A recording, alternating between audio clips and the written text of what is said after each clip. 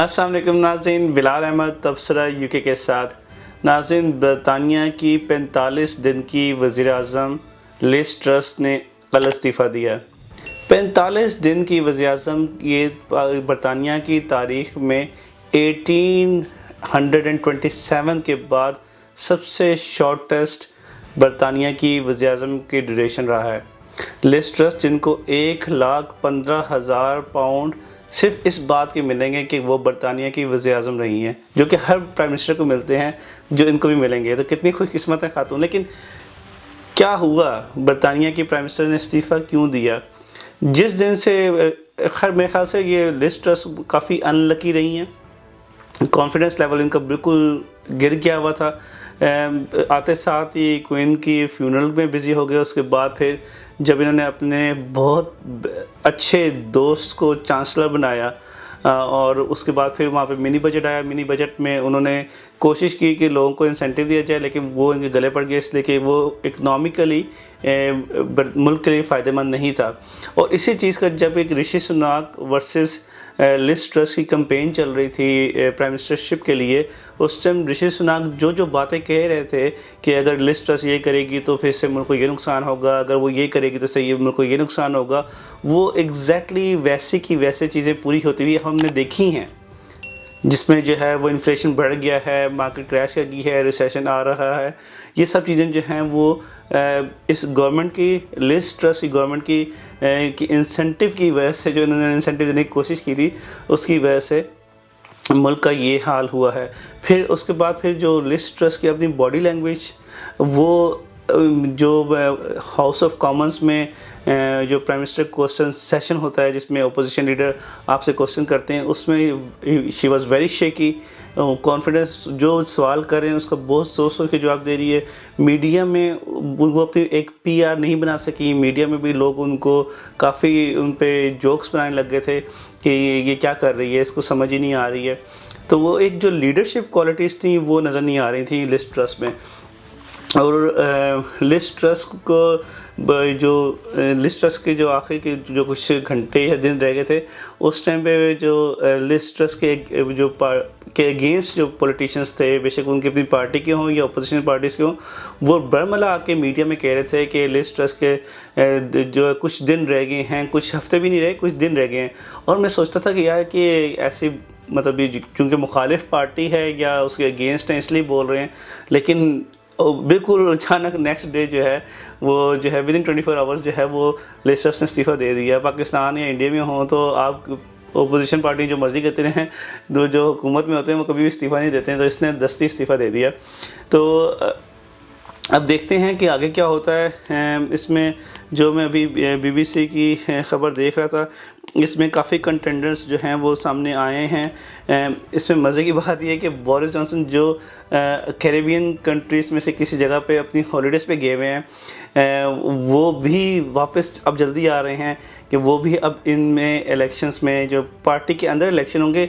अच्छा चलो मैं बता देता हूँ कि आपके ये अब क्या होगा। क्या जो अब पहले तो ये था कि जो लिज़ ट्रस और ऋषि सुनाक के दरमियान था 10 में से, फिर उन्हें करते करते फिर आखिर में 2 आ गए थे।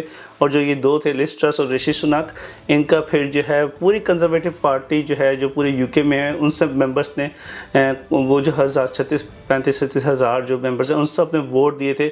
और उसमें लिज़ ट्रस को ज़्यादा वोट मिले थे और ऋषि सुनाक को कम वोट मिले थे, इसलिए लिज़ ट्रस फिर प्राइम मिनिस्टर बन गई थी। ये मतलब हर पार्टी का अपना एक इस तरह का प्रोसेस है अपने मेंबर को, अपने हाउस ऑफ लीडर को सिलेक्ट करने का, इलेक्ट करने का, नॉट सिलेक्ट। ठीक है। अब ये है कि चूँकि लिज़ ट्रस ने इस्तीफ़ा दिया है और कंजर्वेटिव पार्टी कहती है कि अब हम इतने लॉन्ग प्रोसेस में, जिसमें जो 10 बंदों को करें, फिर उसके बाद 7, 8, 6, 5, 6, 4, 3, 2 को करके फिर करें, तो ये तो पूरा प्रोसेस जो है वो 6 से 8 महीने का है। अब इतना चूँकि पूरा केओस आया हुआ है, पैनिक हुआ हुआ है यूके की इकॉनमी में, पूरे यूके में लोग डीमोरलाइज हुए में हैं, परेशान हैं, इन्वेस्टर्स जो हैं वो मतलब हाथ नहीं आ रहे हैं। तो इसलिए अब पार्टी ने ये डिसाइड किया है कि जो है जो भी मेंबर जो है वो मतलब सिर्फ मेंबर ऑफ पार्लियामेंट जो है, उनकी जो मेंबर्स हैं वही जो हैं सेलेक्ट कर लेंगे किसको वोट देना है। वोटिंग जो है सिर्फ मेंबर ऑफ पार्लियामेंट्स के दरमियान होगी, लेकिन जो भी आना चाहे इस रेस में उसको 100 मेंबर की सपोर्ट शो करनी होगी। तो 100 मेंबर्स जो है ना मिनिमम, अगर मैं समझता हूँ कि मैंने जो है प्राइम मिनिस्टर के लिए अपनी पार्टी को कहना है कि जी कि मैं भी एक नॉमिनी हूँ, तो मैं भी इसमें रेस में आना चाहता हूँ, तो मुझे 100 मेंबर्स शो करने पड़ेंगे कि जो मेरी सपोर्ट में हैं। तो एटलीस्ट 100 जो शो करने पड़ेंगे। फिर जो भी होंगे उसके बाद फिर जो जितने 100 वाले होंगे उनमें से फिर उनकी वोटिंग की जाएगी और जिसको ज़्यादा वोट मिलेंगे वो फिर प्राइम मिनिस्टर बन जाएगा। तो इन्होंने बड़ा स्ट्रेट फॉरवर्ड कर दिया। अब ये है कि इसमें अभी क्या क्या पोजीशन है। अभी 3 लोग जो हैं कंजर्वेटिव पार्टी के सामने आए हैं। इसमें ऋषि सुनक हैं जो चांसलर थे, जिन्होंने लिज ट्रस के अगेंस्ट इलेक्शन लड़ा था। बोरिस जॉनसन हैं और अब पेनी मोर्डेंट हैं, ये भी शामिल हैं। अभी तक की जो लेटेस्ट मतलब जो मेरे पास फिगर्स हैं बीबीसी की स्टोरी के मुताबिक जो है ऋषि सुनक को 83 मेंबर ऑफ पार्लियामेंट्स जो कंजर्वेटिव के मेंबर ऑफ पार्लियामेंट्स हैं उनकी सपोर्ट हासिल है। 83 टॉप मतलब ये टॉप पे अभी जा रहे हैं। बोरिस जॉनसन के पास 42 मेंबर्स की सपोर्ट हासिल है। बहुत सारे लोग जो हैं वो बोरिस जॉनसन को वापस देखना चाहते हैं, लेकिन बोरिस जॉनसन ने भी अपनी जब प्राइम मिनिस्टर थे बड़ी गलतियां की हैं।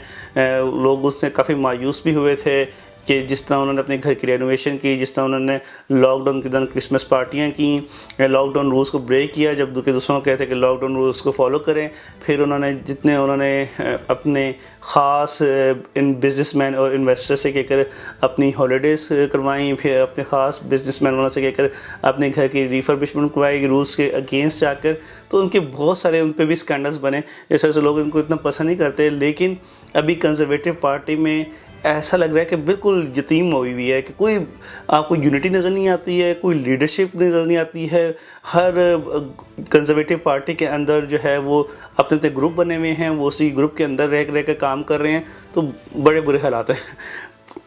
अच्छा, तो फिर मेरे ख्याल था कि ऋषि सुनक जो हैं वो उनके पास 83 मेंबर ऑफ पार्लियामेंट्स की है। बोरिस जॉनसन के पास 42 मेंबर्स ऑफ पार्लियामेंट की सपोर्ट हासिल है और पेनी मोर्डेंट जो हैं उनके पास 21 की है।